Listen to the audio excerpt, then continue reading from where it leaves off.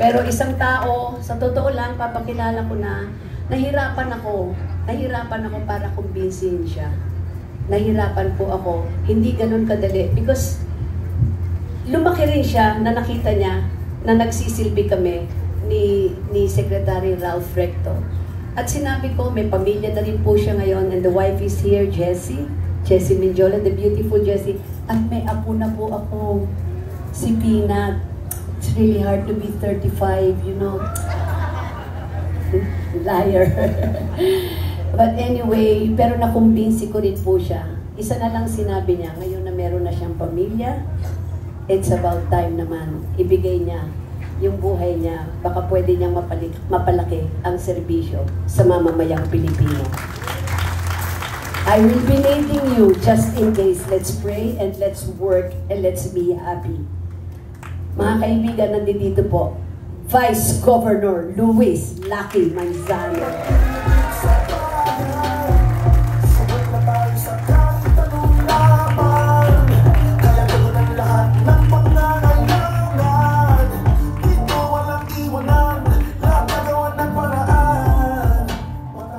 Magandang gabi sa'yo, Gov.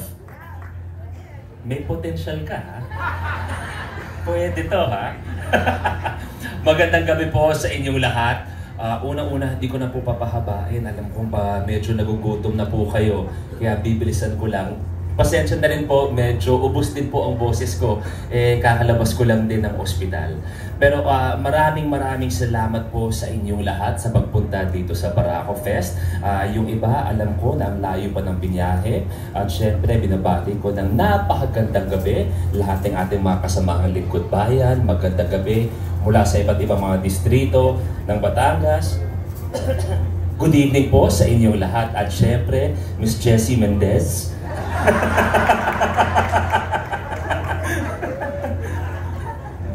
Gov, putulin natin yung bypass. Sa aking bahay, magandang gabi. Muli, magandang gabi po sa inyo lahat. Kagaya nga po nung sinasabi ko at sinabi po namin, Barako Fest, isang napakagandang selebrasyon po to ng anything and everything Batanggenyo. Isang bagay po to na ating pinagmamalaki, na nagsimula lang po to ay 3 years ago kung hindi ako nagkamali.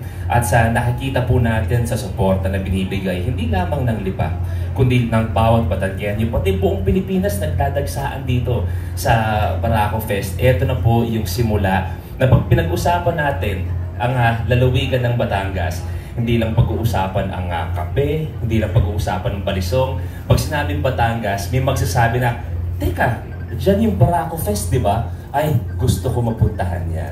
At lahat yan ay dahil sa inyong lahat. Kaya maraming salamat. And speaking of Barako Fest, isa sa mga nagsisipag talaga, si Brian Diamante na nag-celebrate ng 52nd birthday last month. Bri, happy 52nd birthday. At lahat po ng to, at gusto ko lang ulitin ng konti kung ano ang sinabi ni Coffee. Pati doon sa nakita natin proyekto kanina sa Bypass Road. Lahat po yan ay nangyayari dahil sa tulungan. Walang bida-bida, iisang layunin para sa Batangas. Madali ba yan? Siyempre hindi. Isang pitik lang ba nangyayari yan? Siyempre hindi. Pero mas napapadali po pag lahat tayo ay magtutulungan para sa Batangas. At yun po ang hatid namin lahat. Ikukwento ko lang sa ibang mga kasamahan ko sa press. Medyo di pa rin ako sanay na magkakasama tayo na hindi tayo nag-uusap ng bagong game show, ng break-up ko, hindi kaya ng pagpapakasal ko. So it's a very welcome change na ang pinag-uusapan natin ngayon ay ang pagbabago ng Batangas. Dahil mas maraming kwento at mas maraming buhay ang makikinabang sa kwento at hindi ng kwento sa mga gagawin natin ngayon sa ating lalawigan. Babalikan ko lang yung kwento. Siguro yung iba, narinig na yung kwento namin ni How to sa vlog namin. Nung kinausap ako ni Govi, kung pwede nga na ako'y manilbihan na ako'y maglingkod sa Batangas, syempre po hindi naging madali para sa amin. Siguro po alam niyo naman na kahit paano halos araw-araw nakikita ako sa TV. Halos araw-araw may mga commercial po ako. Kumbaga okay naman po ako. Masaya ang pamilya ko, kahit pa paano nakakakain po kami. At nung sinabi ni Govvi na, anak, kailangan ko ng matinding tulong para sa Batangas.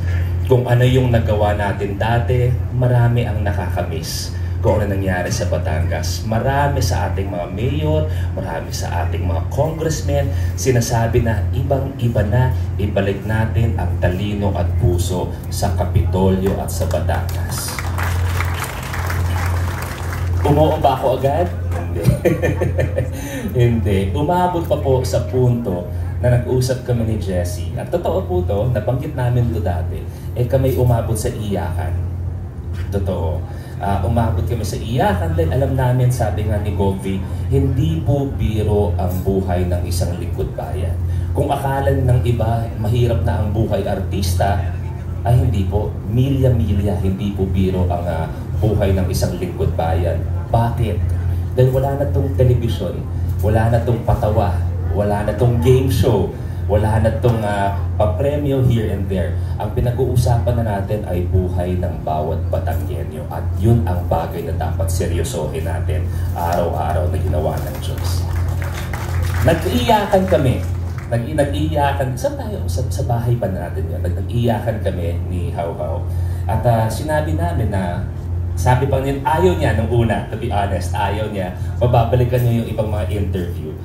Pero nung nakita ni Jessie kung anong klaseng paglilingkod ang karapat-dapat sa mga Batanggenyo, lalong-lalo na kung magtutulungan kami mula kay Sen Consec, kay Tito Ralph, at mula kay Govvi at kay Ryan, at syempre makikita natin lahat ng mga mayor, lahat ng mga kapitan, lahat ng mga congressman.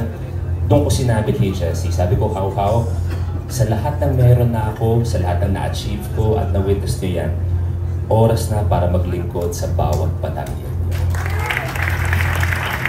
At yun lang po ang aming gagawin.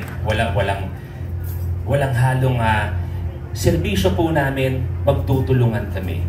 Walang may iwan sa amin. Ang sinabi ko to sa iyo, Govvi, and this is what I intend to do sa buong lalawigan kung sakasakali man. Kung ano ang kailangan ni Govvi sa Kapitolyo, agad-agad namin ipapasa dahil yun ang kailangan at na-miss ng bawat Batanggenyo. Kaya ngayon pa lang, sa ating mga lingkod bayan, sa ating mga congressmen, sa lahat po ng ating mga kasamahan, wala pong may iwan na bayan, walang may iwan na lungsod, walang may iwan na distrito, at higit sa lahat, walang may iwan na Batanggenyo. Para sa inyo po lahat na to. Kaya naman, God bless po! Pagkatapos po lahat ng yan, mag-enjoy naman tayo sa Barako Fest. Kaya maraming salamat. Thank you very much po. Puso